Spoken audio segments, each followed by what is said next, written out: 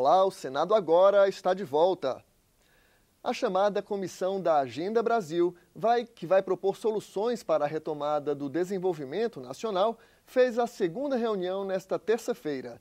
Devido ao grande número de projetos recebidos pela comissão, haverá relatores individuais e não mais para cada setor.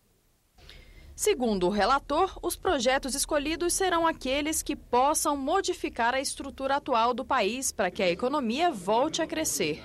Não vão entrar na análise da comissão, por exemplo, projetos de interesses locais ou de pequenas pretensões para a política econômica. Eu pretendo mostrar na próxima reunião já todos os projetos que nós já está sob nossos cuidados e até aqueles já redistribuídos a outros senadores. Importante também que ficou definido que o relator adjunto, no caso aqui, ele terá 15 dias, depois de receber o projeto, para que ele possa analisar, fazer o seu relatório e devolver. Então, a questão é de celeridade mesmo. Serão vários relatores adjuntos. A ideia inicial era que 1 ou 2 senadores cuidassem de todos os projetos. Mas, pelo grande volume de propostas que estão chegando à comissão, a intenção é que cada um dos 17 integrantes seja responsável pelo menos por uma matéria.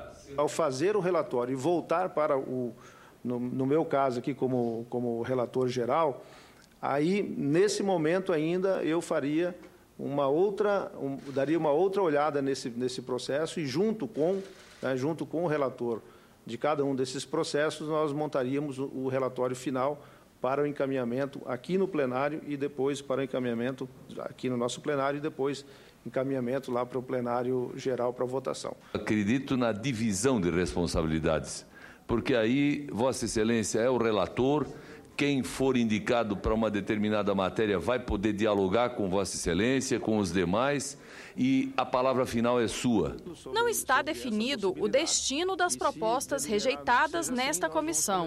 Alguns senadores defendem o retorno à tramitação nas comissões permanentes da Casa. Sendo aprovado, nós vamos ter uma agilização, ele vai para o plenário em situação especial. Em não sendo a minha sugestão, é que ele rejeitado, ele voltasse a tramitar normalmente na situação que ele estava anteriormente. Bom, nesse caso, senador Lindenberg, se o projeto for rejeitado aqui, eu vou encaminhar para o presidente do Senado, o senador Renan Calheiro, que ele pode dar, naturalmente, tem todo o poder eu acho que, na verdade, de determinar claro, que ele possa tramitar nas comissões do Senado. Eu acho que não tem nenhum prejuízo. A Comissão de Educação aprovou o projeto que prevê a entrega obrigatória de conjuntos habitacionais do programa Minha Casa Minha Vida, com escolas e creches que atendam aos moradores em idade escolar. O projeto de lei aprovado na Comissão de Educação condiciona o pagamento das parcelas do financiamento do programa Minha Casa Minha Vida à existência de escolas de educação infantil e ensino fundamental dentro ou no entorno do empreendimento. As escolas devem ter vagas suficientes para atender crianças e adolescentes residentes no conjunto habitacional.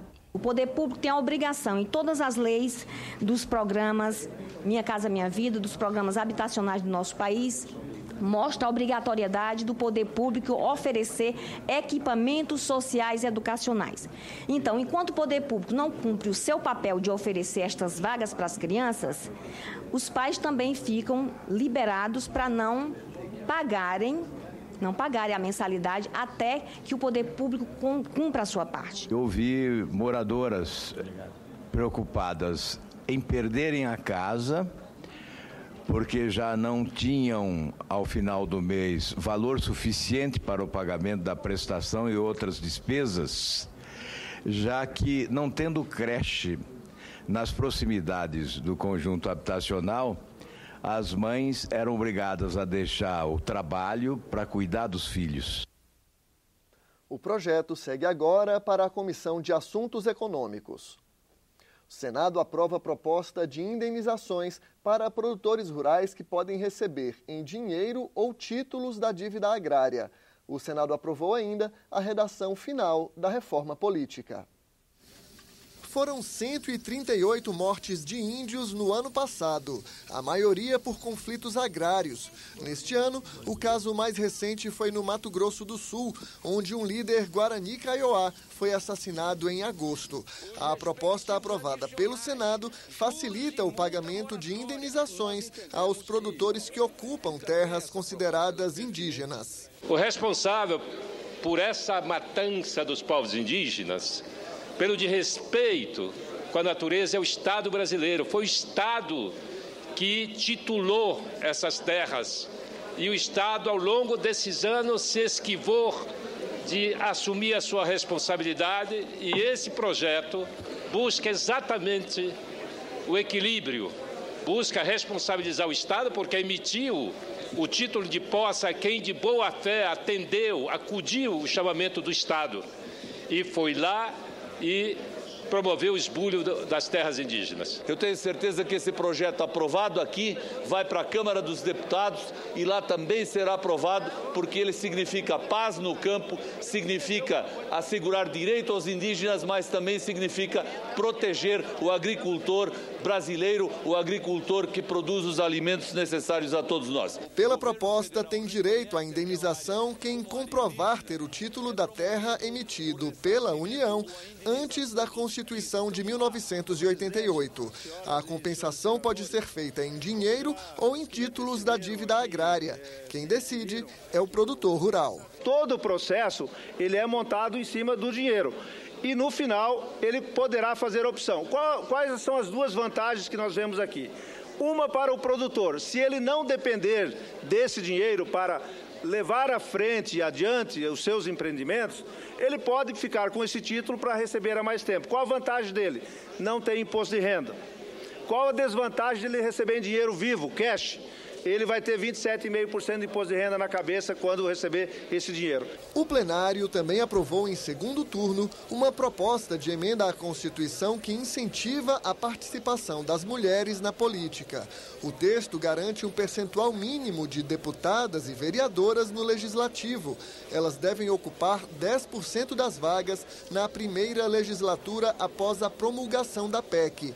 12% na segunda e 16% na terceira legislatura. É o primeiro passo de uma ação afirmativa transitória, por isso constitucional, mas que eu acredito que será uma alavancagem para as mulheres deste Brasil, que hoje muitas querem ser candidatas, mas nós temos ainda culturalmente a responsabilidade de crianças, de família, e sabemos que tem um peso muito grande para a mulher quando ela é candidata, sem um apoio específico também partidário, de conseguir avançar. Os senadores aprovaram ainda a redação final do projeto da reforma política. O texto muda as regras das eleições proporcionais, dificulta a vida dos chamados puxadores de votos, reduz os custos das campanhas e cria cláusulas de barreira para o acesso ao fundo partidário e ao tempo de rádio e TV. O texto segue para a Câmara dos Deputados. Eu queria pedir o esforço da mesa do Senado para que pudesse remeter ainda hoje esse texto para a Câmara dos Deputados, porque nós temos um prazo exíguo para discussão na Câmara dos Deputados e para a sanção da presidenta até o dia 2 de outubro, para que possa valer esses dispositivos para a próxima eleição. O plenário aprovou o nome do diplomata Raimundo Magno para o cargo de embaixador do Brasil na Bolívia. E foram lidas as medidas provisórias 674, que abre crédito de 904 milhões de reais para os Ministérios do Desenvolvimento Agrário, da Defesa e da Integração Nacional, e 675, que aumenta a contribuição social do lucro líquido dos bancos. As duas medidas passam a trancar a pauta do plenário. A Comissão de Direitos Humanos fez hoje a segunda reunião do ciclo de debates sobre segurança do trabalho em máquinas e equipamentos. Os números assustam. Segundo o Ministério do Trabalho, de 2011 a 2013, aconteceram mais de 200 mil acidentes envolvendo máquinas e equipamentos. 600 trabalhadores morreram nesses acidentes e mais de 13 mil sofreram amputações, uma média de 12 por dia.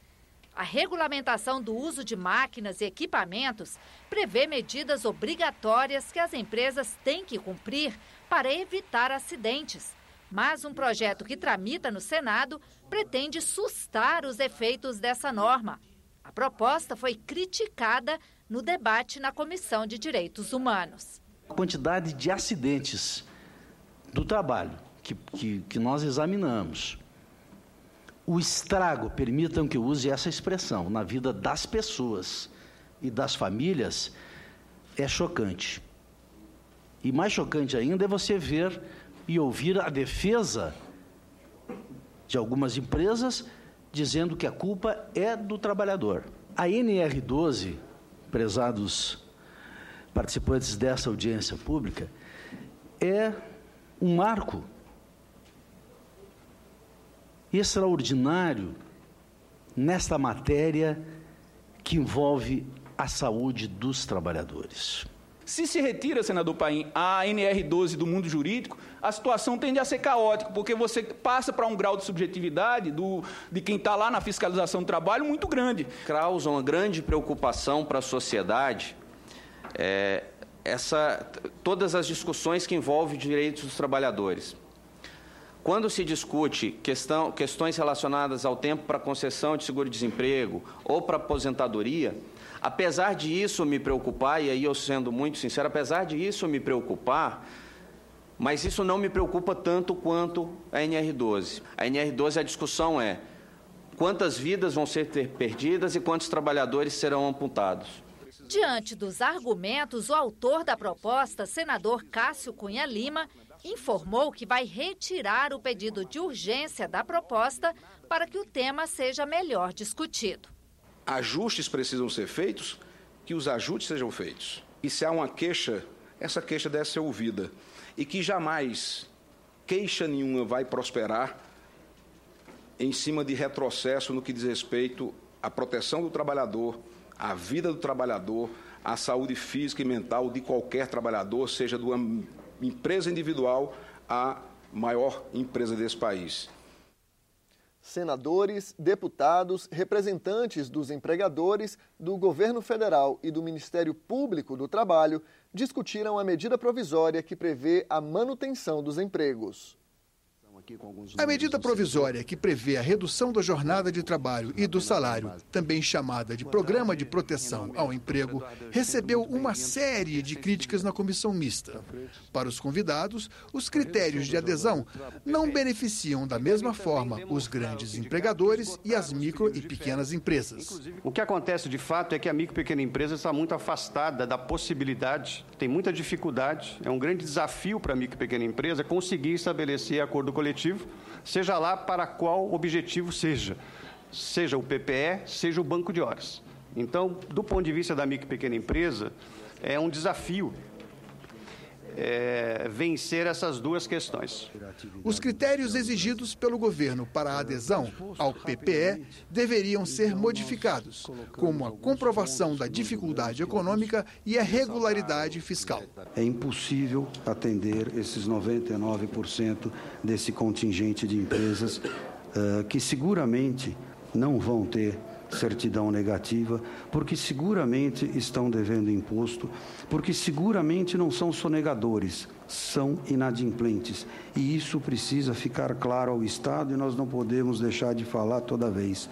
Inadimplente não é sonegador. Mesmo assim, houve quem se manifestasse pela manutenção da proposta com o mínimo possível de emendas e até mesmo defendesse a sua efetivação além do período de crise. Nós somos absolutamente favoráveis e eu diria o seguinte, que a única alteração que nós gostaríamos é que ele pudesse ser analisado para ter um caráter permanente. Eu acho, caro relator, que nós estamos tratando de uma lei curta para enfrentar esta crise. Uma lei que já mostrou, através da medida provisória, sua eficácia. Mas a impressão que eu tenho é que quanto mais enxuto o projeto for para a votação e quanto menos polêmicas novas surgirem, porque o próprio projeto já é uma polêmica em si. Outras emendas que podem causar polêmicas isso pode complicar e atrasar muito mais a votação. Aumenta o limite para o empréstimo consignado. A comissão mista que analisa a MP 681 aprovou hoje o relatório do senador Waldir Raupp.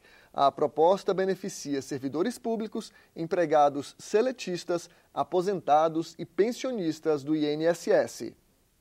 O financiamento da casa própria, a compra de um carro novo, a prestação do eletrodoméstico. Quase metade da renda das famílias brasileiras está comprometida por dívidas. É o que aponta estudo do Banco Central. No caso dos brasileiros, outra dívida muito comum é a fatura do cartão de crédito.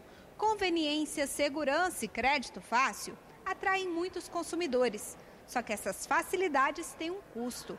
Os juros do cartão são os mais altos do mercado. Chegam a 360% ao ano. Sem conseguir pagar a conta, muitos consumidores acabam inadimplentes. Para facilitar a vida de quem se endividou com o cartão, a comissão mista que analisa a MP 681 ampliou o limite do empréstimo consignado, passando dos atuais 30% para 35%. Só que 5% do montante devem ser usados exclusivamente para quitar dívidas do cartão de crédito. Até 5% ele pode sacar, pode fazer o saque e pagar a dívida que ele esteja com juro mais alto. É uma troca de perfil da dívida, está trocando o perfil da dívida para um juro alto para um juro menor. As entidades representativas dos aposentados e pensionistas, em especial a COBAP, desde 2009 que trabalha essa agenda de ampliar o crédito consignado, eles queriam 40%. Foi feita uma mediação com o governo e fixou em 35%. Portanto, estamos atendendo uma demanda que envolve o movimento sindical brasileiro e, em especial, as entidades vinculadas ao crédito consignado junto a aposentados e pensionistas. Em vigor há 9 anos, a Lei Maria da Penha agora também está disponível em cartilha, com perguntas e respostas. O lançamento reuniu a bancada feminina do Senado e a Comissão Permanente Mista de Combate à Violência contra a Mulher. Ela trata numa linguagem muito popular algo muito importante, que é o conteúdo da Lei Maria da Penha. E a Lei da Maria da Penha é uma lei inovadora, não só no Brasil, mas no mundo inteiro. Porque é uma lei que prevê a punição, obviamente, daqueles que cometeram crime, agressão, mas prevê principalmente a recuperação dessas pessoas e uma reconstrução de um ambiente familiar. A cartilha mostra como surgiu a Lei Maria da Penha, o que é a violência doméstica e familiar. Mas as mulheres parlamentares acham que é necessário interiorizar a lei. É preciso que todos os serviços eles possam ser levados a todas as mulheres. Hoje nós temos como cobrar tanto do Executivo Municipal quanto estadual e federal que se crie essa rede de enfrentamento. Então, na região norte, é preciso que nós tenhamos os serviços garantidos, mais acessíveis a todas as mulheres. Pesquisa do Data Senado mostra que 26% das vítimas convivem com o agressor e 66% são vítimas de violência física. Só se rompe o ciclo de violência com um único fator: educação. A maioria das mulheres violentadas, vítimas de violência doméstica principalmente, são mulheres com baixa escolaridade. As mulheres que têm o ensino fundamental, apenas o ensino fundamental, são mais de 1/3 das mulheres vítimas de violência que não conseguem romper esse ciclo. 58 milhões de crianças estão fora da escola no mundo. 2/3 são meninas. 250 milhões de crianças não estão aprendendo a ler, escrever ou fazer contas, mesmo frequentando a escola. Quando se trata de jovens e adultos, estima-se que 730 milhões de pessoas, mais de 3 vezes a população do Brasil, são analfabetas. Os dados são da Unesco, Organização das Nações Unidas para a Educação. Hoje, 8 de setembro, é o Dia Mundial da Alfabetização. A data foi definida em 1967 pela ONU. A TV Senado começa a exibir nesta terça-feira uma série de reportagens sobre o tema. Nunca, meu bem, nunca fui para canto nenhum, não. A escola nossa era o facãozão para capinar o feijão na roça. A pessoa que não tem leitura em várias coisas, ele é como um cego. Porque ele está vendo, mas não sabe o que está Escrito ali, né? Se eu tivesse estudado antes, hoje eu seria um mestre de obra, eu seria uma pessoa assim, sabe? Porque mesmo sem estudo, que nada, eu chego encarregado, às vezes eu fico de encarregado aí. Pedro, Antônio e Egnaldo mal reconhecem as letras que formam o próprio nome. Tiveram que aprender do jeito mais difícil a entender um mundo traduzido em palavras e números. Ler é uma ação simples para a maioria da população e dificílima para cerca de 13 milhões de brasileiros com mais de 15 anos de idade considerados analfabetos. A faixa etária acima dos 60 anos concentra 45% das pessoas que não sabem ler e escrever no país. São 6 milhões de idosos. Quando tinha o endereço, bastava me dizer lugar fulano. Fica em lugar fulano, aí eu ia procurando para o acontece aí em cima. O senhor perguntava para as pessoas? Procurava para as pessoas, porque a gente que não conhece negócio de endereço aí é ruim, né? Pedro Silva é jardineiro aposentado e tem 76 anos. Para comprar alguma coisa eu mesmo ia. Chegava lá, apresentava a cara e dizia, né? E aí quando era para assinar, eu botava o dedão para assinar. Morar no interior, né? Não tinha negócio de escola não, era só o trabalho. Com 6 anos eu já fazia as coisas em casa. Não falava em escola de jeito nenhum. Maria José Araújo é faxineira e tem 61 anos. Nem tinha escola perto? Nem tinha, era um interiorzão aí, as casinhas assim pelo meio, sabe? Não existia, ninguém via nem falar. Aí depois eu já com 12 anos, 15 anos, aí a gente já ia falar numa escola que chamava uma fulana de tal Mobral. O Mobral, o Movimento Brasileiro de Alfabetização, criado pelo governo militar, começou a funcionar em 1970. O objetivo era erradicar o analfabetismo da população adulta em 10 anos. A campanha publicitária Você Também é Responsável estimulava o sentimento de urgência para ensinar leitura e escrita a quase 34% dos brasileiros. Você também é responsável, então me ensine a escrever. O Mobral durou 15 anos e teve 40 milhões de alunos, mas só 15 milhões conseguiram completar o curso. Entre eles estava a ex-senadora e ex-ministra Marina Silva, 2 vezes candidata à presidência da República. Eu nunca vou me esquecer da primeira vez que fui em uma sala de aula e a professora me chamou e eu não sabia que tinha que responder presente. Eu fui até a mesa da professora e ela me fez uma observação que eu não tinha que ir até a mesa dela, eu tinha que responder presente. E, aprendendo aquela lição, fiquei muito envergonhada porque todos os meus colegas riram da minha cara. No outro dia, quase que eu não voltei à sala de aula, era uma sala do Mobral. Assim como Marina Silva, milhões de brasileiros não tiveram acesso à educação na idade apropriada. Se você alfabetiza as crianças do 1º ao 5º ano, elas saem saindo sabendo ler, escrever e com raciocínio lógico, nunca mais ela vai ser analfabeta do ponto de vista do letramento. Ela pode ser analfabeta na tecnologia e outras coisas, mas no letramento ele não esquece, ninguém tira mais isso dele. À medida que você vai ficando mais velho, ou melhor, mais experiente, você fica mais resistente à escola, você chega a ter vergonha de procurar uma escola, mesmo que o governo lhe ofereça. Você fala, olha, eu sou analfabeto, eu quero aprender a ler, a escrever, eu quero entender os textos. O Brasil Alfabetizado, o programa do governo criado em 2003, dá prioridade a áreas com mais altos índices de analfabetismo, a maioria no Nordeste do país. Segundo o Ministério da Educação, o Brasil Alfabetizado tem hoje em sala de aula 1.042.000 alunos e cerca de 74% chegam ao fim do curso. Mas o próprio Ministério constatou que menos da metade dos estudantes consegue compreender um texto simples depois de terminar o programa. É um público difícil de você manter na sala de aula.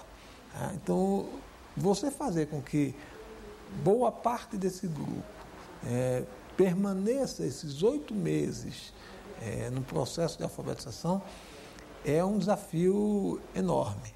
A Campanha Nacional pelo Direito à Educação, formada por organizações da sociedade civil, considera que a alfabetização de adultos não recebe a atenção necessária do governo. Tanto no governo Fernando Henrique Cardoso como no governo Lula, em algum momento a erradicação do analfabetismo foi uma prioridade. Em algum momento eles colocaram isso dentro da agenda.